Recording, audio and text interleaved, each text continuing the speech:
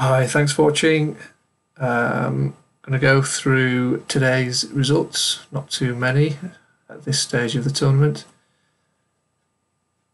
And then we'll look at the men's quarterfinals for tomorrow. Lighting's not wonderful at this time of night. If I look over to my left, I get blinded, so I'm trying not to look that way. Hopefully the sound's normal though.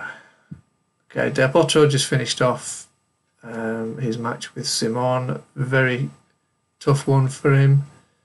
He did serve for the fourth set but was broken, but finally came through in a tiebreak. So he'll be glad that didn't drag on to 5 sets as he faces Nadal tomorrow. Women's matches were a little bit more interesting. Cibulkova took an early lead in that one. I think she led 3-1. And then her serve pretty much disappeared. She really struggled on serve, as she had done in one of the sets in the previous round. She fought hard. Ostapenko just did enough really to get through it. She had too much power in the end, and I think she was putting Cibulkova's second serve under too much pressure, and that created errors. Kasatkina was a little bit disappointing. She did manage to break Kerber's serve 4 times. However, it was always when she was a break behind. So she was always trying to play catch up. She'd managed to break back and then would just get broken again. So a little bit frustrating there. There were some trading opportunities, obviously laying Kerber when she was a break up. But then he needed to remember to get out before after Kasatkina broke back and before she started serving again. The serve just wasn't great. To be fair, both of them struggled on second serve. Guegues finally brought Burton's run to an end. That was always going to be a tight match. I thought it would go to 3. A lay of Burton's after the first set worked out pretty well. Guegues took an early lead. I think she was up 4-1. She couldn't hold on to that, but got another late break to take the second set, and that was too much for Burton's. She won her first service game, but that was all she managed. Serena had a few problems, although actually was only broken once in the match and only faced 2 break points. She did look to be struggling physically for quite a bit of the match, to be honest. And Georgie played a great match. She didn't have, I think she had either 5 or 6 double faults, which was probably half what I expected to see from her today. So be interesting to see how Williams does in the semi-final if she's not 100%. So that should be interesting. Let's have a look at tomorrow's men's quarterfinals. That's very big.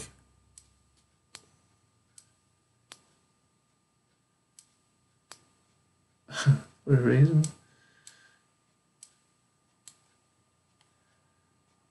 Okay, I have gone through 2 of these very short start prices. Djokovic and Nishikori. Nishikori really struggled in his last match with Gulbis. Both of them had medical timeouts, and it actually looked like Nishikori was going to retire at one point. He didn't, but he's obviously not in top shape. Djokovic has just dropped the 1 set so far, which was the first one to Edmund, for the opening set to Edmund.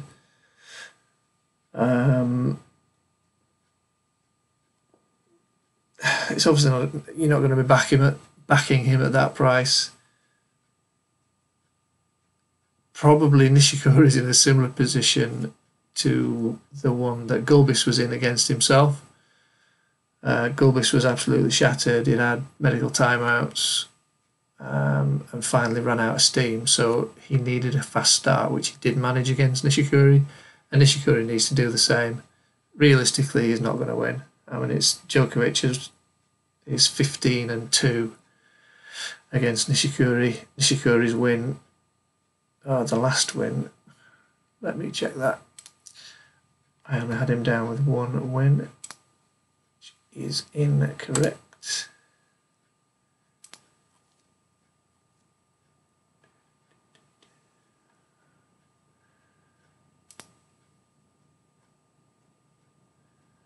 One of his wins was in 2011. When was the other one? 2014. So as you can see, he's not had a lot of luck in recent years. Djokovic is looking pretty focused. His confidence is visibly higher than it's been for a long time. Well, several months. That's a long time in tennis.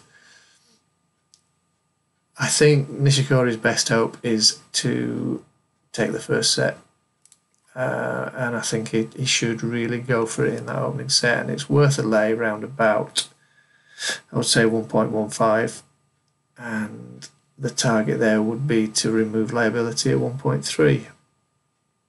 Maybe a little bit hopeful. He's a top player when he's fit. He's had a little bit of time to rest.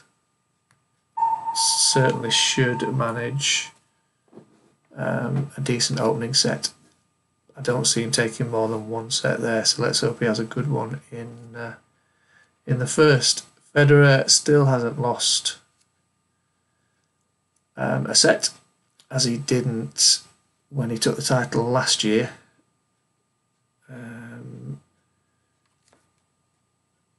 Mannarino gave him a decent match, really, almost got himself into a position to serve for the third set.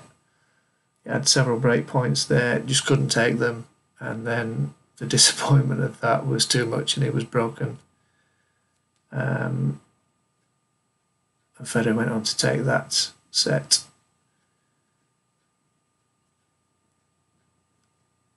Federer has won all 4 of his matches with Anderson. He's won them all. They were all on hard courts. I think certainly never met on grass. And he won them all in straight sets. So obviously at this price, can only be a lay. Anderson has been serving pretty well, and if Mannarino can give Federer a tough time, at least in one set, you'd expect Anderson, with his slightly bigger game, to be able to push him to tie breaks. So let's lay Federer 1.09, pray for a tie break, and we'll get out at 1.18. That's the plan.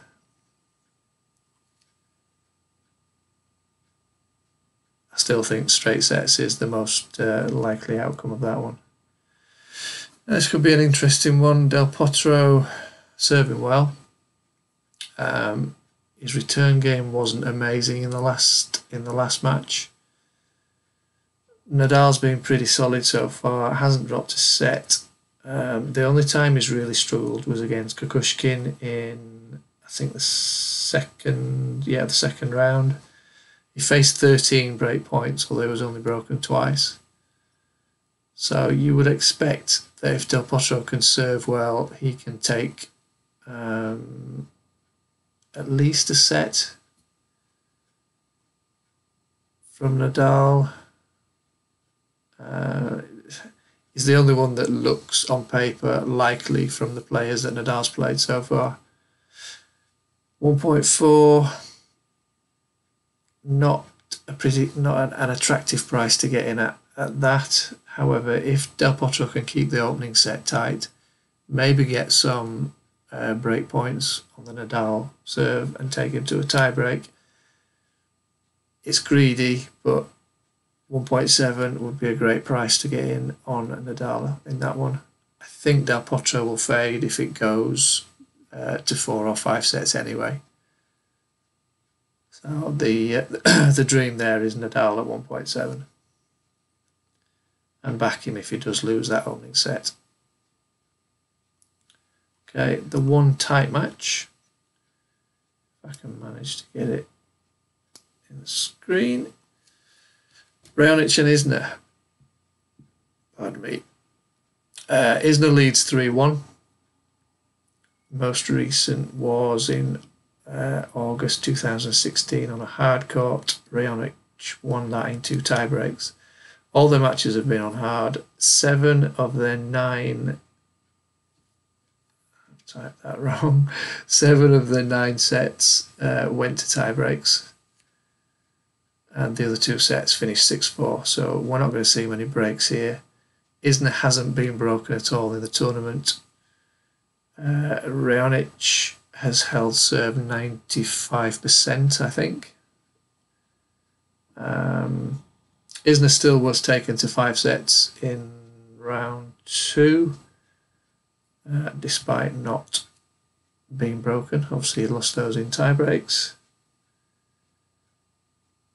Value there is on Isner as the underdog, and I would give him the edge really on grass, and the way he's serving, he's just got a little bit more than Raonic. Obviously backing servers is an obvious option, and I think if we lay Raonic, if he takes set 1, I'm favouring Isner to win that one. So pretty short video today. I'm not going to go through the challenger matches that I put on the trading advice email. Obviously, this is just about Wimbledon. Thanks for watching once again, and I shall see you tomorrow.